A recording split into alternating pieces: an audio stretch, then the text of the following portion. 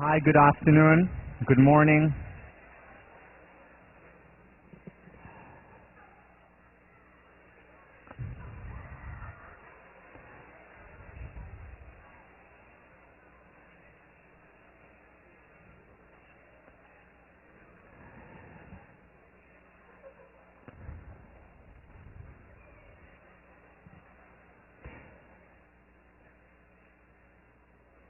Today we're going to continue talking about love, but before, if there is a Nadia in this room and you left a keychain in class, we have it here, so please come and see me afterwards.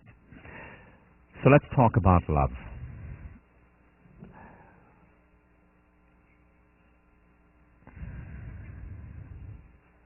Last time we left off with more questions than answers. The question was, difficult question, was how can we sustain love? How can we sustain passion beyond the honeymoon phase? Because even if we did have our Brad Pitt or Halle Berry, that does not guarantee lasting passion. In fact, what we know that it does guarantee over time is a waning of the physiological excitement that we experience when we are with that person. And that in part explains some of the statistics, such as 2/3 of marriages end up in divorce, such as even those who do stay together. After a while, it's out of convenience, out of a sense of duty, and not always, or more often than not, does not have the same sense of togetherness, of passion that existed at the beginning of the relationship, when there were all the good intentions and the hope of a lifelong, committed relationship, marriage or otherwise. And then we asked what positive psychology can do for us. We asked the additional question to the normal question that has been asked for many years, which is, why do so many relationships fail? It's an important question. It's necessary. It's very far from being sufficient. And it leads to the same errors, to the same shortcomings that asking only the negative question leads to when we're studying at-risk use, when we're studying time management and stress. Because when we only ask one of the questions, what we're missing are the children on the bus, metaphorically speaking. What we're missing are the colors in the reality in front of us. If the only question that we focus on is how many geometric shapes are there. Questions create reality. And very often, if we don't ask a certain question, certain answers are obscured and disappear.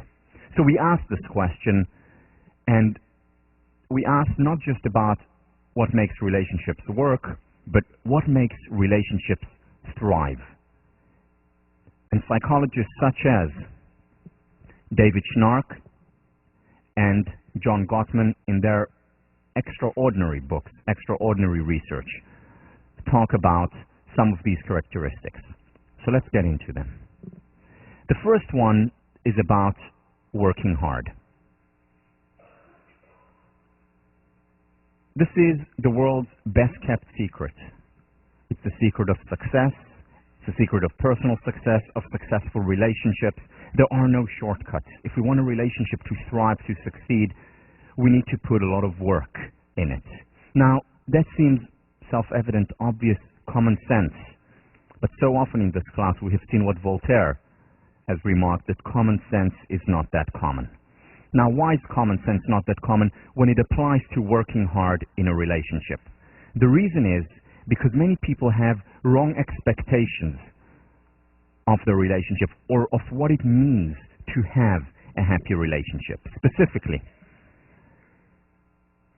most people believe that the most important part of enjoying a happy, lifelong, committed relationship is finding the right partner.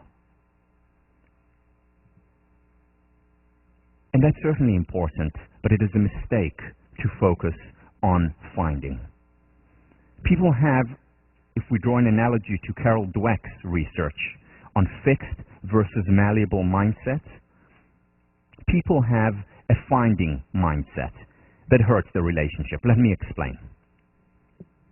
So going back, this we did before spring break, what Carol Dweck showed was that when we praise people for their intelligence, oh, you're so smart after doing well on a test, they enter a fixed mindset, versus if we praise them for, oh, you've worked so hard, they have a malleable mindset. And that has consequences, because the fixed mindset, the intelligence, you're so smart, doesn't help them much. And then when they go to the next puzzle, next task, which is difficult, that threatens their schema. Oh, if I don't get it, if I don't succeed, it means that I'm no longer smart. And they give up more easily, they're more threatened by failure, and they don't enjoy the process. They become perfectionists, or more likely to become perfectionists. Okay, so this is the fixed mindset. You're so smart, you're so intelligent. The malleable mindset, oh, you worked so hard, oh, I can work with that. So even if I don't succeed and don't do well, I can still learn, and I do learn to enjoy the process more. So that's the malleable mindset.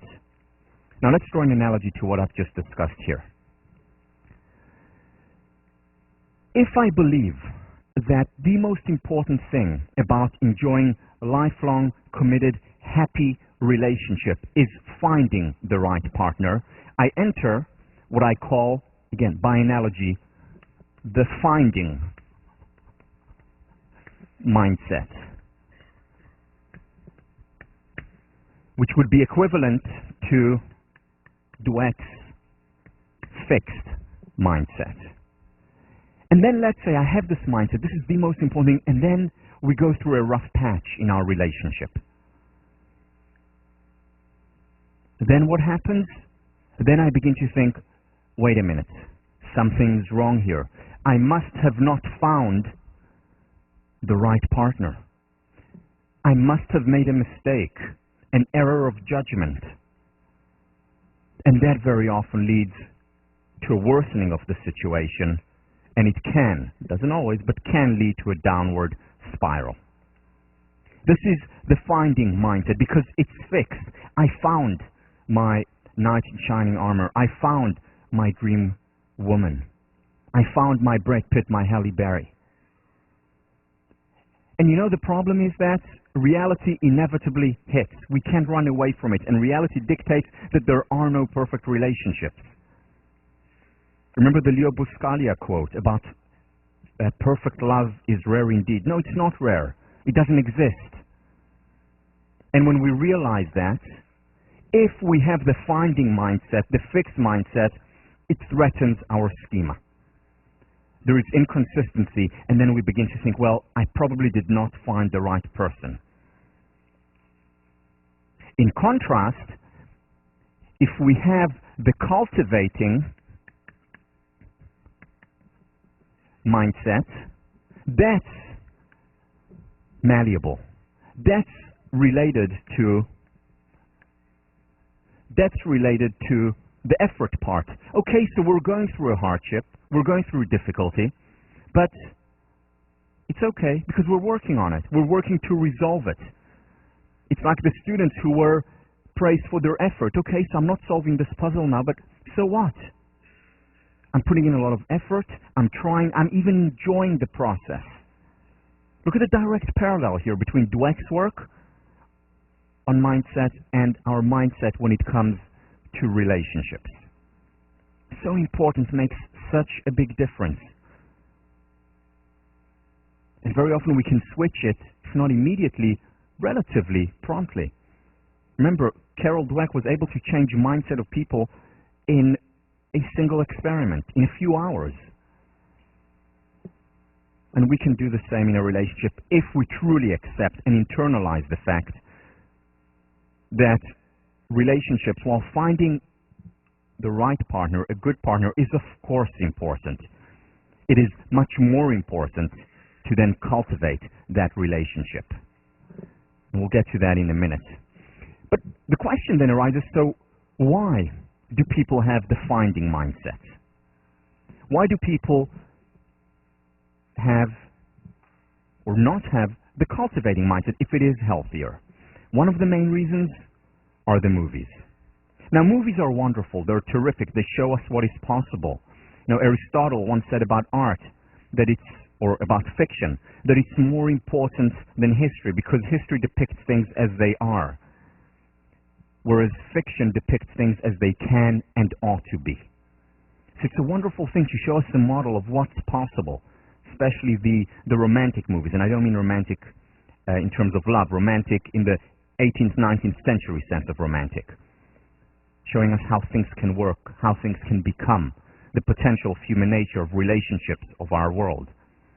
So it's a wonderful thing, but one thing that movies don't do well is that they focus on the finding of the right partner, and hence very often reinforce the finding mindset. Because most of the movies, love stories look like this. There are struggles, there are fights, there are disagreements, there are challenges on the way, and then at the end, Mr. and Mrs. Smith get together and they live happily ever after. The screen drops and they walk into the sunset. You know what the problem is with that picture? The problem is that movies end where love begins. It is after the screen drops that the actual work starts. It is easy. It is easy to have a good relationship at the beginning, the honeymoon phase, or through the first year or two, usually. But then what happens after a while when the initial physiological instinct wanes? What happens when we start to recognize and understand and realize and see that, well, this partner is not perfect? What happens then? Well, that's when true love begins, and that's where true love is cultivated and formed. Now, I'm not belittling the importance of finding a partner, the right person for us. It is, of course, important. And often it takes kissing many frogs before we find our prince. But the more important part of a thriving long-term relationship is the cultivation.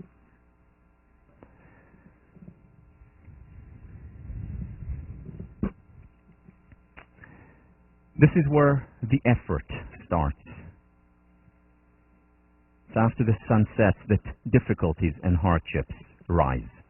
Now, connected to this mindset is the notion that there is only one right person for us. And all I need to do and all I need to dedicate all my effort and time to is find that right person. And if I have to go all the way to Yale, I'll go there to find that person.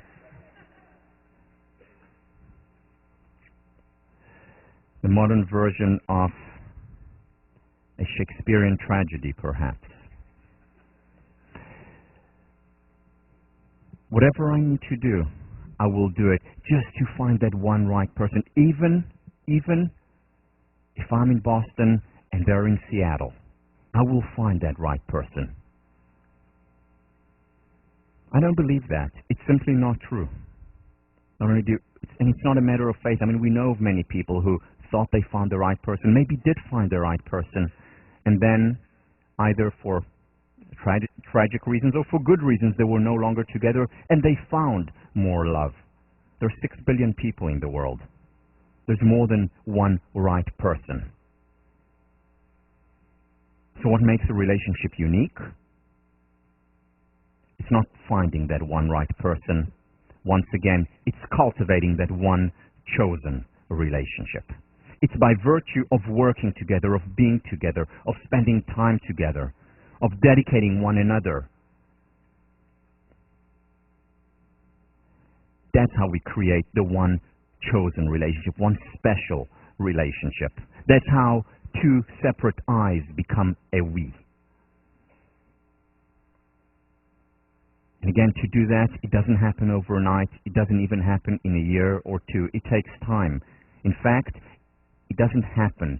It is happening. It's a process. It's not about success in a relationship. It's about succeeding in a relationship.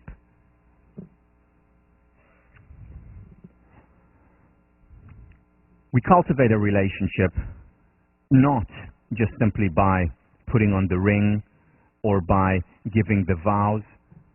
It's by doing things together. Why is that so important? Let me draw on some research from other areas of psychology. And this is something that I've mentioned on a couple of occasions. Some of the most important work done by Muzaffar Sharif back in the 1950s. And until Muzaffar Sharif came along, as I mentioned before, the hypothesis that people had when it comes to resolving interpersonal conflicts or intergroup conflicts, the belief that people had was that all you need to do was get the conflicting sides together. The dominant hypothesis was what's called the contact hypothesis. Get the two conflicting sides in touch with one another, whether it's conflicting ethnic groups, whether it's conflicting individuals, get them together and you will resolve the conflict. This was much of the work done by Gordon Elport in our department here back in the 1930s. Muzaffar Sharif comes along and shows that that's not the case. In fact, just bringing them together, just the contact of the conflicting sides, very often, more often than not, intensifies the conflict rather than resolves it. And I gave this in the context of the Arab-Israeli conflict, where people just got together and the hope was that we'll have peace in our time. And instead, we got more war in our time. Contact is not enough.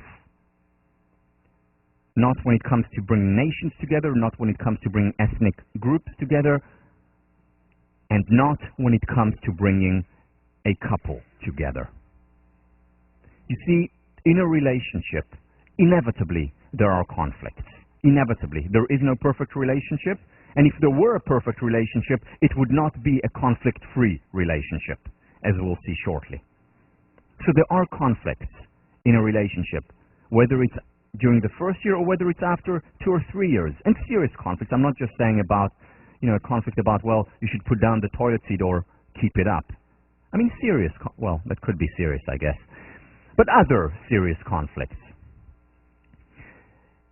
And when there is conflict and all the couples are doing together is simply being together, in touch with one another, that's not enough to resolve that conflict. And very often it will start as a minor conflict and then get worse, spiral up, or rather spiral down over time. So what does Sharif say, and what do we know today? That the important thing in resolving conflicts is having a superordinate goal. When the two ethnic groups, when the two nations work together and are interdependent, whether it's in business or in a relationship, it could be raising children, but doing the things together, or belonging to the same political campaign, or opposite political campaigns, that's fine, but working together, supporting one another. And when you have the working together, the doing together, that's when you're most likely to resolve the conflicts. And in fact, these conflicts, as we'll see shortly, can make the relationship even stronger. What the couple need are mutually meaningful goals. And again, it could be having children together and raising the children together. Not just, okay, well, we had the child and then, the mother or the father raised the kid, more often the mother. And, okay, so we did something together. No. The kid has to be, to put it in very, very delicate and I'm sure appropriate terms, the kid has to be a joint venture. Isn't that a lovely term to describe having kids? As long as they don't bring any bad debt, or, that there is good return on investment. Yeah, that's just the right language there. Took me a while to think about it. So, working together, bringing the kids up together, or being on campaigns together, or helping one another at work, but doing things together. John Gottman: in the strongest marriages, husband and wife share a deep sense of meaning. They don't just get along. They also support each other's hopes and aspirations and build a sense of purpose into their lives together.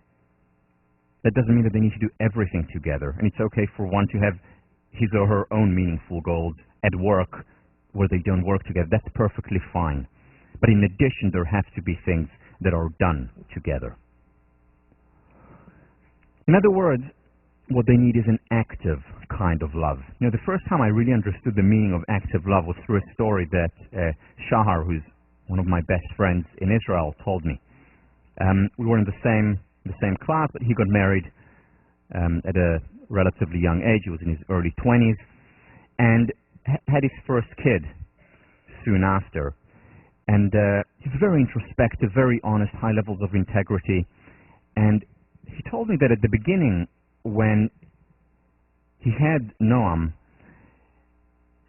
when Noam came home from hospital with his wife, with his mom, Shahar didn't really feel love toward Noam. Was very cute, adorable, but he didn't feel a strong sense of love that he thought he should have felt. Needless to say, he felt enormously guilty about it. That didn't last for long, fortunately, because as soon as Shahar started taking care of Noam, which meant changing his diapers, which meant getting up in the middle of the night and feeding him, which meant taking him for walks, which meant cleaning after him, that's when the love was cultivated. That's when he started to feel a deep sense of fatherhood for the first time. So it wasn't natural. For some people it is natural. For women more often, but not always. More often than men. So we can rely and wait for this natural thing to happen,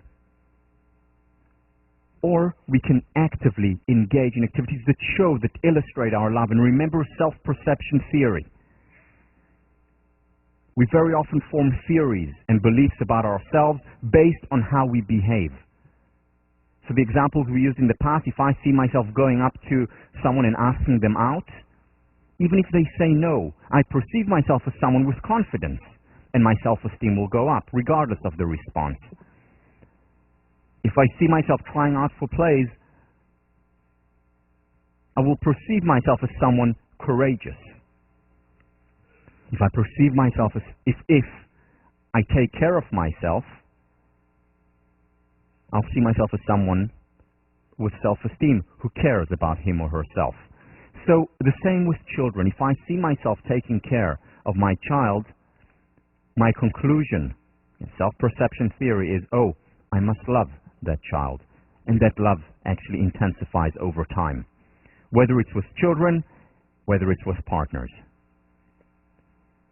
We may experience the love automatically at the beginning. It could be love at first sight. However, if we don't sustain the active love, over time, because of self-perception theory, over time that will go away. Because if I don't invest anything in the relationship, self-perception theory, oh, it must not be that important for you. And then the love wanes. Not to mention all the physiological reasons why it wanes over time. So if there isn't the active love, it cannot be sustained. How do we sustain love? How do we remain active? Relationships, rituals. Now, when we talked about rituals, I told you about the rituals that my wife and I have. 2 dates a week. Meals with the whole family. Additional, at least once a week, usually it's 3 or 4 times a week. But we have these rituals.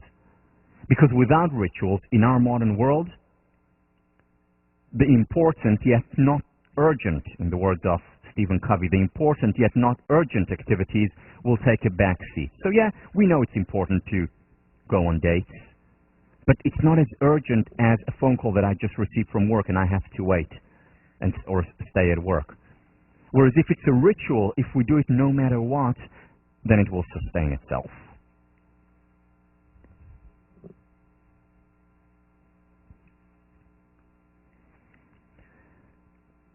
The second way, and extremely important way of sustaining love, is making that shift from the desire to be validated to the desire to be known.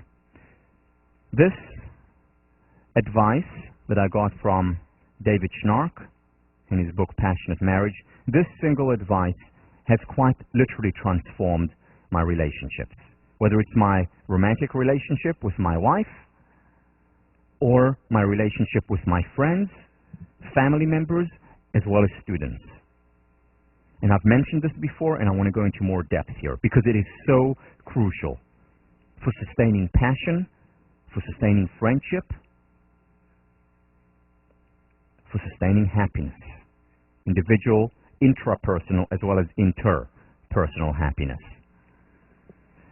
So what does that mean? What does being known rather than being validated mean?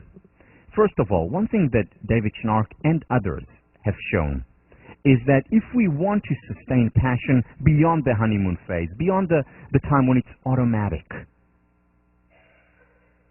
what we need to do is form deeper levels of intimacy. And couples, again, now we're studying the couples who have been together for 20, 30, 40 years and still have a passionate relationship. Couples who do that, the tip of the stem, unfortunately, but couples who do that have cultivated and continue to cultivate, not find, cultivate intimacy throughout their lives. And how do you cultivate intimacy? By getting to know one another more and more and more deeply, more meaningfully, by understanding one another, by getting to know one another as we know ourselves. And that means that if we are up to be known by the other partner, that means we must open up. That means we must reveal. That means we need to share of ourselves. Not just the wonderful and the amazing and the terrific things that we share on the first date. That too. But in addition, also the things that sometimes we're not that proud of. Our weaknesses, perhaps. Some of the things that maybe we're ashamed of, that we don't feel very comfortable revealing, that no one knows about us. Now, that does not happen on the first date. It shouldn't happen on the first date. Very often it doesn't happen after 5 or 10 years. It happens gradually over time as trust increases. And we reveal more and more. Sometimes we reveal things about ourselves that we didn't even know existed, that we repressed or suppressed over time. But it takes time, which is why, going back to David Schnark's quote about cellulites and sexual potential, that usually happens after 10, 20, 30, and which is why at the age of 50 and 60, there is even better sexual potential than at the age of 18 or 20 or 30. Doesn't mean it can be great at 18, 20, and 30. But it can be even greater. Why? Because deeper levels of intimacy, deeper level of connectedness. A lot to look forward to if we understand what is the nature of a passionate relationship. It cannot just rely on, well, we came together, I found my prince, princess charming, and then we'll live happily ever after. No, it means also taking risks at times. It means revealing over time our deepest desires, our deepest fantasies, our greatest strengths, as well as our weaknesses, our insecurities, and our passions. That's what it means to be revealed, to open up, to share. What it means is that a healthy relationship is about expressing ourselves rather than trying to constantly impress. This is the difference between being known, express, versus being validated. Let me impress her. Let me impress him. Let me impress them. The thing about this is that, yes, it is more risky to open up, to express ourselves, because what if she doesn't like me? What if he doesn't like what he finds out about me? But you see, when we express, we're more likely to have a thriving relationship. It's not guaranteed by any stretch of the imagination. It's not guaranteed. However, if we just impress, we are guaranteed failure. Here is why. First of all, when we express, generally, over time, maybe not in the short term, but over time, people will be more attracted to us. Specifically, my partner will like me even more over time because there are deeper levels of intimacy. Even if they sometimes find out things that they don't necessarily like or adore or appreciate. Over time, it's people who are genuine who attract other people. And by the way, this applies in the realm, of course, of interpersonal romantic relationships. It applies in the realm of friendships, and it applies in the realm of leadership. The greatest leaders, as Peter Drucker has illustrated, are not the people who are the most charismatic. They're not the people who are the most engaging. They're the people who have the highest levels of integrity. These are the leaders whom followers follow over time in the long term. So whether it's interpersonal group relationships or individual relationships, when we express ourselves, we're much more likely to thrive. The second thing, though, that's important to keep in mind is that, let's say I impress and I do such a good job of it that the other person or the other group actually likes me. It worked. I won. Well, have I? Who do they really like?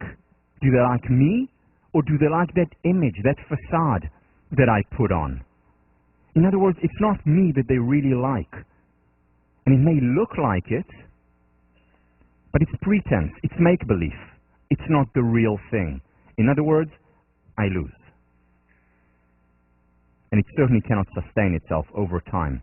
So we have more likelihood of succeeding when we express, and zero likelihood of succeeding in the long term when our primary objective is impress. Now, this does not mean going on a first date and not trying to impress. I mean, I've not met anyone who has not tried to impress on a first day or a 10th or after 10 years. That's okay. However, what is the primary motivator in our time being together? Just like we reveal, we open up, and we share, we also need to get and make an active effort to get to know our partner, to know what their favorite wine is, what their favorite flowers are, where they like to be tickled, where they like to be touched. What are their fears? What are their desires? When is a good time to maybe give them their own space? When is a good time to talk to them? When is a good time to touch them? And all these things take time. It doesn't happen on the first date. It doesn't happen in the first year. And it doesn't all happen in the first 10 years or 30 years. That's what it means to create a lifelong, thriving relationship, that we get to know the other person throughout our lives. My grandfather and grandmother, my role models when it comes to relationship, got to know each other deeper and better after 50 years as well. They did not thrive, they were thriving. They did not succeed, they were succeeding, growing together. David Schnark, intimacy is about letting yourself really be known, including parts that you or your partner don't like. But it's not just about letting warts be known. It often involves showing strengths you've been hiding too. Most approaches focus on getting your partner's validation and acceptance when you disclose. But you can't count on this. And if you try, it inherently limits self-disclosure because you won't say things your partner won't validate. Resolving gridlock requires intimacy based on validating yourself. Many, if not most, couples counselors, sex therapists, believe that the most important thing in a relationship, in a healthy long-term relationship, is that the partners validate one another. And that is important. Of course I want to be validated by my partner. Of course I validate my partner. However, that's not the foundation of a healthy relationship. And this is where most therapists, most couples are wrong. This is where I was wrong. Not understanding that the foundation is to be known. whether it's in a romantic relationship or a relationship with friends. You see, when you disclose, you are taking a risk. And very often it leads to a conflict, a disagreement, dis-ease in the relationship. However, usually, not always, but usually that is a temporary dis-ease. On the other hand, if you disclose over time and you open up and you share, that's when you lead to long-lasting positive consequences to the relationship. So on the one hand, when you disclose, it's uncomfortable by definition. If it was comfortable, then it wouldn't be hard, wouldn't be real disclosure. It's difficult in the short term, but in the long term, it leads to growth. So the question is, what do you want? Do you want a temporary feeling good, oh, you're validated, you're wonderful, and let me impress and show you how terrific I am, because it feels good to be validated? Or are you looking for long-term, thriving interpersonal friendships or romantic relationships? That is the question. Now, I said earlier, and I spoke about it a couple of months ago, I want to repeat it, how it changed my relationship with my students, how it changed, transformed my teaching. Because when I started to teach, my main goal, whether it was explicit, and at times it was explicit, but mostly on the subconscious level, was to be validated. I really wanted my students to like me. That was my primary goal, my primary objective. Over time, as I read Schnarch specifically, as well as looking at other people's work such as Parker Palmer's The Courage to Teach, my objective changed to be known. This is my mantra now. Every day before I stand here and talk to you, every single day, I think about and read my mantra. In fact, on the first page of my notes, these are my notes, my cheat sheet. On the top, be known. Every day, to be known rather than to be validated. That has transformed my relationship with my students and my teaching for various reasons. First of all, it's so stressful, enervating to think constantly I have to impress, whether it's my romantic partner or 650 or 1,000 students. It's difficult. There's a lot of pressure there. It is much easier to stand up here and say, okay, what I want the students to do is to get to know me better. And that means to get to know the field that I'm so passionate and so caring about. I want them to know me better. So I feel so much lighter about it. I feel so much lighter about it in my interaction with Tommy, when it's about being known rather than impressing, rather than being validated. That's the first important thing. The second thing about trying to impress constantly is that we put on a facade, an act, and then I tried, if I want to be validated constantly, to seem perfect so that the students really like me and approve of me. But then what I'm doing is I'm hurting the students as well, because if I'm good at it, if I'm good at putting up the facade and depicting this perfect teacher, I'm being a terrible role model, which in the long term will only hurt the students. Because that thing doesn't exist. And if anyone aspires to this perfection, whether in a relationship, whether on the individual level, it inevitably is a prescription for perfectionism, hence for failure, hence for unhappiness. Whereas if I'm here to be known, which means my weaknesses, my failures, whether it's my failure in Cambridge, my failure here, whether it's the anxiety, then you see a real person. Whether it's the mistakes, you see a real person. And that's a much better teacher, much more accessible, I hope, than the facade perfect who is there about to be validated. And again, beyond the fact that it's so much more fun for me being here, because what I'm doing now is sharing with you. Obviously, I'm sharing parts of myself with you, and I'm sharing the field that I'm so passionate about and care about so much. To be known rather than to be validated. Easier said than done.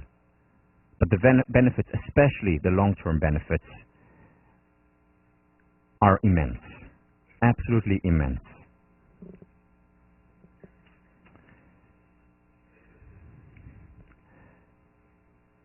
The third point is about allowing for conflict in a relationship.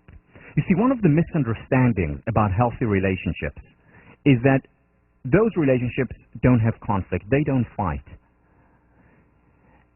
The gold standard is a conflict-free relationship. And that's a serious misunderstanding. John Gottman has done a lot of work in this area. One of the things that he showed was that there is no one right relationship, and that also means that different relationships look differently from outside or from the inside. Some relationships thrive and are very quiet. Some relationships thrive and are extremely volatile.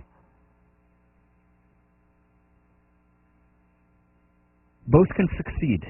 There is no one right form of relationship, and there are numerous permutations and variations on this. But while there is no one right relationship, one thing that Gottman has found is that in all those relationships, whether they're volatile or very peaceful and quiet or somewhere in between, they all have conflicts. And on average, and this is an average because it can be 10-1, it can also be 3-1. But on average, they have one conflict for each 5 positive interactions. Now, that doesn't mean now going home and telling your partner, we've already had 7 good interactions, let's fight. Certainly not that. But that is what he has seen when he studied hundreds and thousands of thriving couples.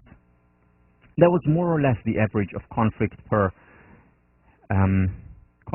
positive interaction. This statistic, by the way, helped me a lot, because whenever Tommy and I used to fight, and yes, we do fight at times, I used to say, oh, what's wrong? Versus now, it's okay, it's natural. Let's see how we can resolve it, what we can learn from it, how we can grow from it. That doesn't mean I enjoy or that we seek conflict. It's awful and sometimes it hurts very deeply. But at the same time, to understand it's natural. And just like we give ourselves the permission to be human on an individual level, it's important that we give our relationship the permission to be human and humane. People who have that 5-1 ratio, again, more or less, usually have the thriving relationship. People who have a lot less than 1-5 ratio, meaning 100-1, the relationship in the long term does not thrive, nor do people who have many more conflicts than positive interactions. So neither extremes are good. The importance of conflict is that it immunizes. Let's look at the natural or physiological level of immunity. What would happen to a person was just born and put into an oxygen tank, which is sterilized and not taken out of that sterilized oxygen tank? What will happen if, say, after 2 years or 3 years or 10 years, that baby, now no longer a baby, is taken out of that perfect surrounding into the real world? That person is very likely to get ill, very likely to get seriously ill. Why? Because it's not healthy to be in a sterilized environment on the physiological level. Because every time you get ill or every time you're exposed to pollutions or bacteria, your body actually strengthens. The same in a relationship. If you're not exposed to conflict in a relationship, over time, the relationship will not strengthen. It will be weak. It will be unable to sustain the inevitable conflict that will arise. So conflict immunizes. It's important. And we'll talk about in what ways or what the conflict looks like, because not every conflict is healthy. The key that Gottman talks about is not to take away or eliminate the negative, but rather to accentuate, to strengthen the positive. So in relationships that don't thrive, where there's too much fighting, relationships that are here, just accentuates the positive. If you're here and there are no conflicts, well, that means maybe that we're suppressing things, emotions, disagreements. In other words, we're not about being known, and we need to move on and reveal ourselves, open up, and share. Here are some ways of accentuating the positive. So you remember in the book in Happier, I talk about happiness boosters. These are mini activities. Could be anywhere from a minute to 3 hours of doing things that are both meaningful and pleasurable to us. So just like we have happiness boosters that can have a trickle effect for the rest of our lives, we can also have love boosters.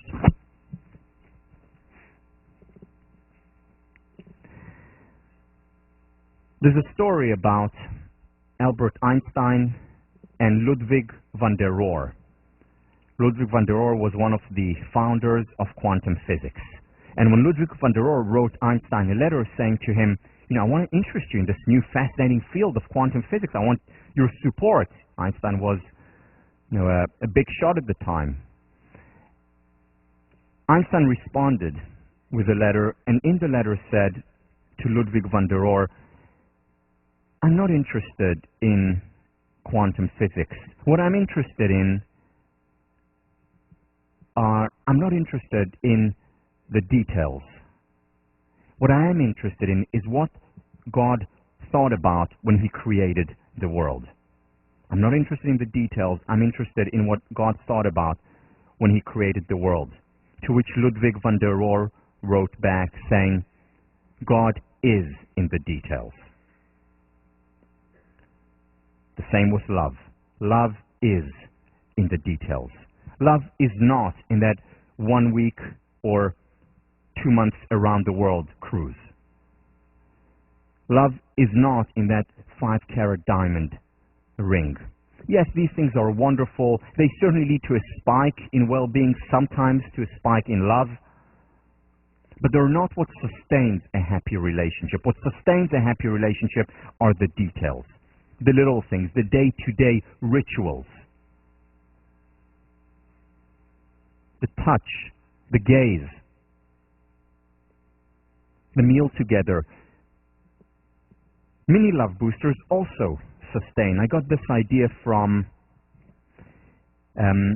Peter Frankel, who is from the Ackerman Family Center in New York. And what he talks about are 60-second pleasure points throughout the day, whether it's a passionate kiss, whether it's just a hug where you just hold one another, whether it's just sending a text message to your partner saying how much you love them and miss them. The little things. And what they found was that these little things made the big difference.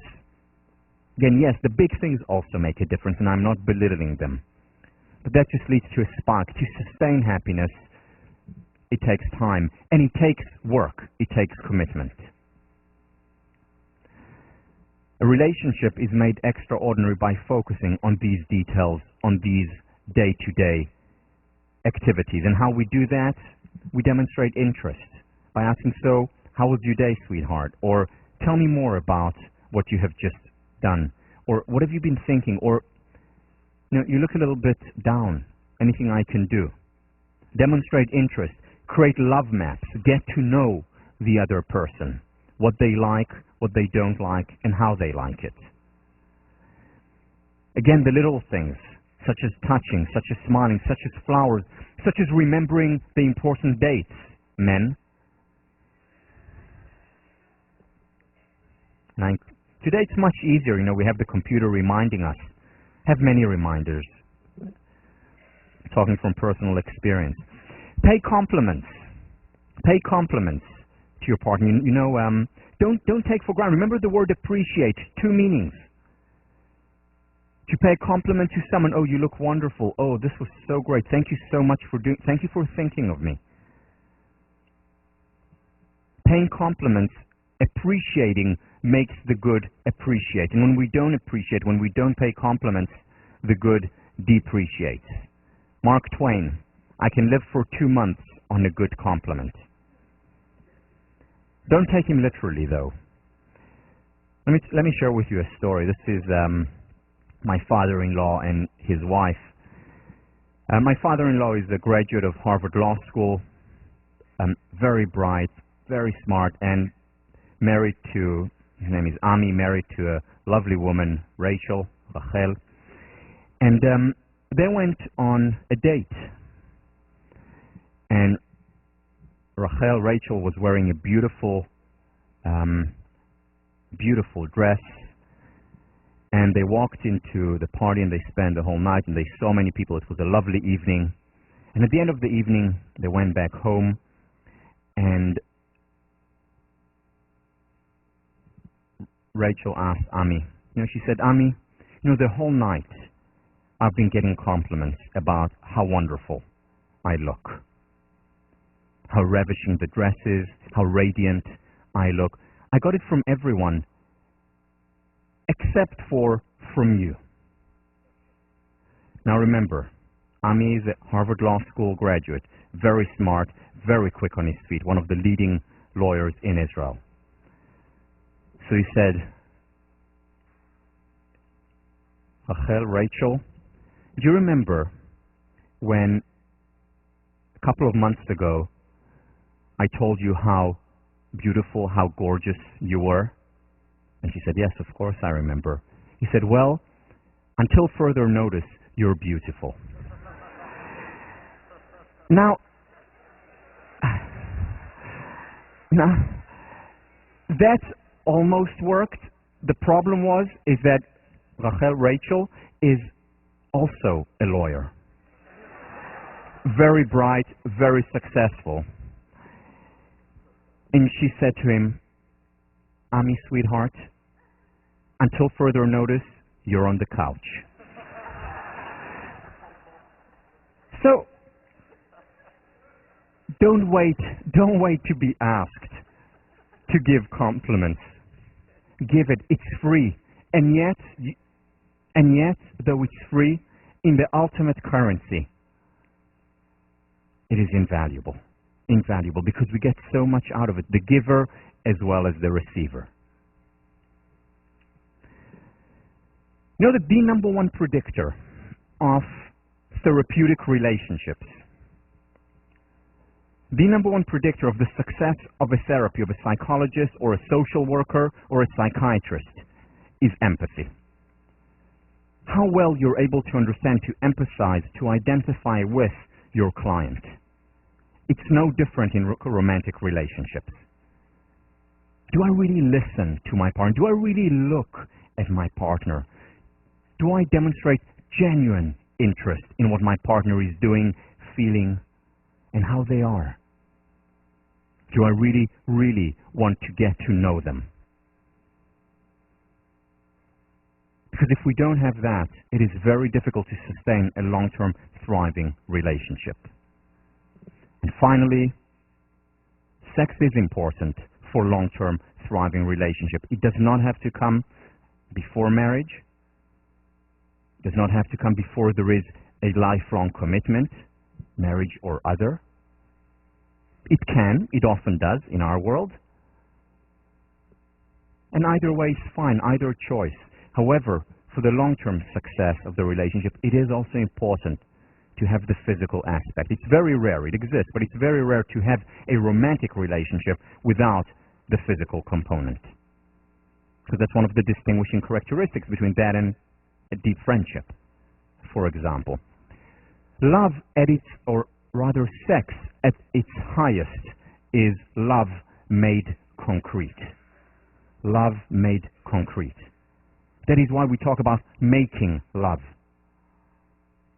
It's the concretization of that emotion, of that abstract notion. The important thing here is, as in every other area of the relationship, healthy communication. Because very often we reveal ourselves, we share of ourselves in the bedroom more than in any other place, whether it's physically or emotionally or cognitively.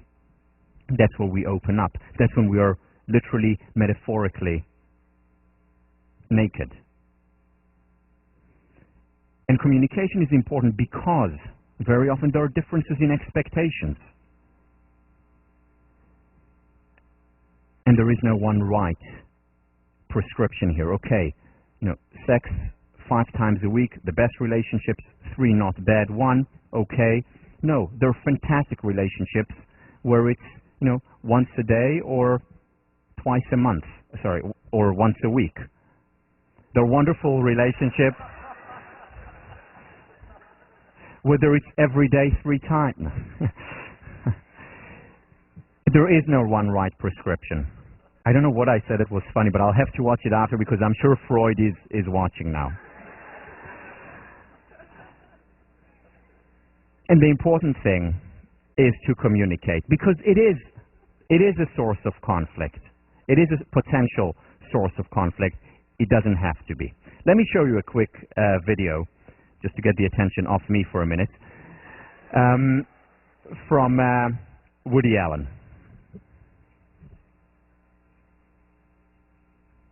That day in Brooklyn was the last day I remember really having a good time. We never have any laughs anymore is the problem. I've been moody and dissatisfied. How often do you sleep together? Do you have sex often? Hardly ever, maybe 3 times a week. Constantly. I'd say 3 times a week. Like the other night, Albie wanted to have sex. She would not sleep with me the other night, And I don't know. I mean, 6 months ago, I would have done it. I would have done it. Incredible. I tried everything. I put on soft music and my red light bulbs and... But the thing is, I mean, since our discussions here, I feel I have a right to my own feelings. I think he would have been happy because I really asserted myself. The incredible thing about it is I'm paying for her analysis, and she's making progress, and I'm getting screwed. I don't know, though. I mean, I feel so guilty because Albie is paying for it. So, so I do feel guilty if I don't go to bed with him. But if I do go to bed with him, it's like I'm going against my own feelings. She's making progress, and I'm not making I don't know. progress. I can't win. And her progress is Sometimes my progress. Sometimes I think I should just live with a woman.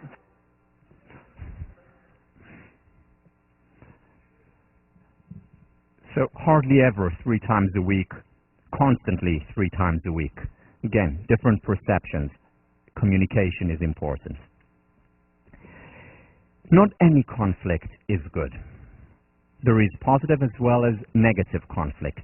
Helpful research in this area comes actually from organizational behavior. Specifically, what research in organizational behavior shows is that healthy intergroup or intra-group conflict is cognitive conflict rather than affective conflict. Cognitive conflict is about focusing on the person's behavior or thoughts and ideas and challenging those. Unhealthy conflict is focusing on the person, on their emotions, on who they are. And when I attack someone for who they are, the person, their emotion, that is not healthy. Not for a group, not for couples. At the same time, I can disagree. We can have conflict when we focus on the ideas, the thoughts, and the behavior. Let me show you an example. Here is an example of focusing on the person. You're so inconsiderate. This is not the behavior, this is the person. Focusing on the behavior. Do you mind putting down the toilet seat when you're done? It may be as a result of the same thing. You didn't put the toilet seat down. One response, you're so inconsiderate, that's the person, versus the behavior. Another example. You're such a slob. You promised to throw away the garbage. I can't trust you. That is an attack on the person. Yeah, I think so. Versus, it upsets me to return to a dirty home after we agreed that you would throw away the garbage. Same event, very different approach, very different results to these criticisms.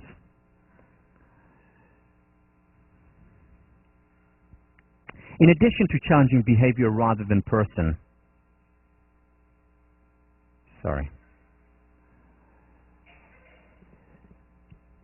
it is important to avoid hostility, insult, and contempt. John Gottman talks about this a lot in his research, and he says that he can predict divorce with 94% accuracy. as I mentioned last time, unheard of in the social sciences. And he can do it based on whether he sees in the disagreements, in the conflicts, and he asks the partners to describe their conflicts, and very often they start fighting as he observes them. When there is hostility, when there is contempt, very often that is a bad sign. Doesn't always lead to divorce, certainly not, but it's a bad sign. It's a bad sign in terms of the long-term likelihood of success, but it's also a bad sign in terms of the current enjoyment of the relationship. So it's important to keep these insults away, to focus on the person, to validate the person, to appreciate the person, and then to disagree with the behavior or with the ideas and the thinking. The key is to keep these disputes private. Meaning, it is difficult enough to fight in a relationship. It is extraordinarily difficult when embarrassment is also associated with it. So couples who shout at one another when they're with others, or when they show contempt when other friends are there, that is extremely destructive, extremely unhelpful. So to keep these intimate moments that can potentially lead to growth private. Finally, we can learn a lot from conflicts in gay couples. As I mentioned last time, John Gottman has studied gay couples a great deal, and one of the interesting things that he found was that they fight differently. Now, the interesting thing here, it would not have been interesting if that was just between women. The interesting thing is that he found it also between men, because women generally are better at fights than men. And there is actually a physiological reason for it. There's a physiological reason, because men, when they're attacked, for example, or when they feel attacked or threatened or disapproved of, actually have a much more powerful physiological response to it. Which is why men are more likely, for example, to switch off. It's not just because they're men. It's because there are real physiological differences there. Where a woman, for example, who is criticized will feel it. No one enjoys it. But a man, again, these are all averages. It doesn't mean all men or all women.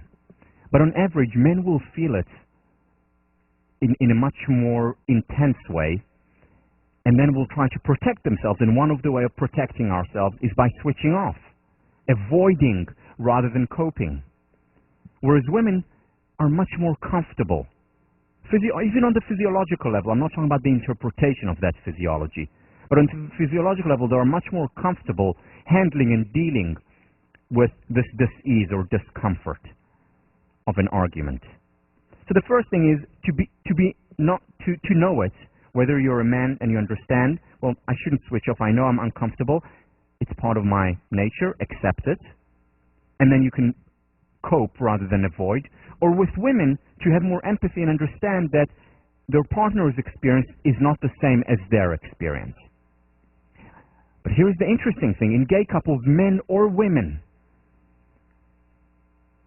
we see an enhanced, a better ability to disagree. For example, how do they do it? First thing, more positive, more humor, more affection, more touching, whether it's the men or the women. And that helps to dissolve, to relax some of the tension that exists. Again, both for men and for women couples. The negativity is less often taken personally. So even if there is a serious disagreement, well, I understand that this is part of growth. This is important to keep in mind. That yes, we may not be enjoying ourselves now and it's a serious fight, but what can I learn from it? What are we going to learn? How are we going to grow? Because I understand that conflict is a natural, inevitable, important part of a relationship. Gay couples do it more. No reason why heterosexual couples can't do it more. Simply by reminding. And finally, there's more attention to the other side, to calm down, to understand, to be empathic, whether it's men or women, to be empathic and understand and soothe And very often just, in the middle of a conflict, saying something like, I'm sorry, or just a hug, or, it hurts me, and I love you so much.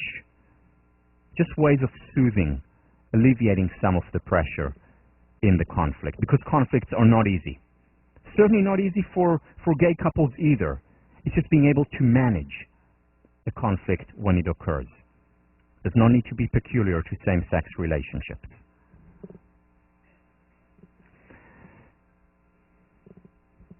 We know the golden rule, do not do unto others what you would not have done unto yourself. We talked about the platinum rule, do not do unto yourself what you would not do unto others, when we talked about perfectionism and the permission to be human. So here is the titanium rule. Do not do unto those close to you what you would not have done unto others who are not so close to you. How often in the street or when you've just met someone do you shout at them or find other ways of showing contempt or insult? Being aggressive or passively aggressive? How many times do you do that to strangers? They really would have had to do a terrible, awful thing for you to express contempt or hostility or anger toward them. And yet, on average, we do it so much more often. Again, not always, not everyone, but so many people do it so often with people close to them, whether it's family members, whether it's very close friends, whether it's romantic partners. No justification for that. Yes, it is also because we're more intimate with them, because we feel more comfortable with them. But why? Why treat others better than we treat the people we love most? Or why treat the people we love most worse than we would treat others? There is no justification. There can be conflict, there will be conflict, and it is important. The question is, how do you keep it on the cognitive, behavioral level rather than the affective, emotional contempt level? And that can make all the difference. Essentially, what we're talking about here when it comes to romantic relationship is cultivating a deep, meaningful friendship. John Gottman: at the heart of my program is the simple truth that happy marriages are based on a deep friendship. By this I mean a mutual respect for and enjoyment of each other's company. These couples tend to know each other intimately. They are well versed in each other's likes, dislikes, personality, quirks, hopes, and dreams. They have an abiding regard for each other and express this fondness not just in the big ways, but in the little ways, day in and day out. Love is in the details. It's about knowing the little things, the big things. It is about sharing and being known. That's what a healthy relationship is. And that's how you can sustain passion in a relationship over years. And that's how you can continue to enjoy a passionate sexual relationship. Even though physiologically, maybe initially, the natural inclination would be toward novelty, toward the exotic is erotic. It doesn't have to be that way. It can be that way as well, and that's natural, and that can be part of the fantasies that you share. But ultimately, for the long-term relationship, passionate relationship, to be known rather than to be validated.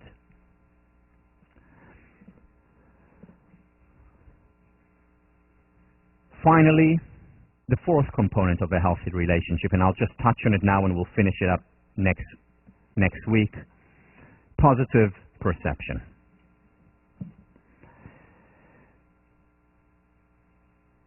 In a relationship, a healthy relationship, the partners have to be benefit finders. They have to appreciate one another. Because remember, if we don't appreciate, the good depreciates. If we don't appreciate what is working in a relationship past the honeymoon phase, the relationship will enter a downward spiral. And unfortunately, that happens to most relationships because we begin to take it for granted. And if we take for granted a relationship, it withers and dies. If we take for granted our own potential, that potential withers and dies. So benefit finding is important in a relationship. To focus on the discipline of my partner rather than on the rigidity. To focus on their sense of humor rather than look at it as frivolous. Focusing on the good, focusing on what works, and that is then accentuated. However, successful, thriving couples take this a step further. They're not just benefit finders. They have what Sandra Murray calls positive illusions. In other words, they think of their partner more than other people think of them. So the experiment that Sandra Murray did was the following. She asked couples to evaluate one another's strengths. And then she asked other people who are close to these two partners to evaluate their strengths. And what she found was that couples who evaluated accurately, meaning they evaluated their partner in the same way as others, friends, family members, evaluated them, they were okay. They were okay together. Couples who evaluated one another's strengths on a lower level, meaning they didn't evaluate them as good, as strong, as powerful, as virtuous, or whatever it was, as other people did, whether it's family or friends, these relationships did not last for long on average. Couples who evaluated each other at a higher level, meaning as better than friends evaluated them, as better than family evaluated them, these couples' relationships were most likely to thrive and succeed over time. And Sandra Murray called it, because they were not connected to the evaluation of other people, Sandra Murray called it positive illusions. Now, or another term used, Brian Little uses this term, having an illusory glow about them, seeing them as better than supposedly they really are. Now, I agree partially with Sandra Murray. I agree with her that it is important to have these high, more positive evaluations. The one thing I disagree with Murray is on the use of the word illusion, because I don't think that is an illusion. In fact, it is very real. It is very real because it becomes a self-fulfilling prophecy. And here I'm introducing a new term in addition to benefit finding, benefit creating. Seeing things that were not there or that other people have not seen and then making it real. I mean, think about it in another domain. Was Marva Collins detached? Did Marva Collins have positive illusions about her students? Not at all. I would argue that the other teachers were detached because they didn't see that potential in their students. Marva Collins was very much connected, and she focused on the positive and created the benefits. Abraham Maslow, not only does love perceive potentialities, but it also actualizes them. Let me tell you a quick story about Tommy. And as I mentioned to you, Tommy is the consummate merit finder. In fact, she's a merit creator. So this was at a time when Tommy was 8 months pregnant.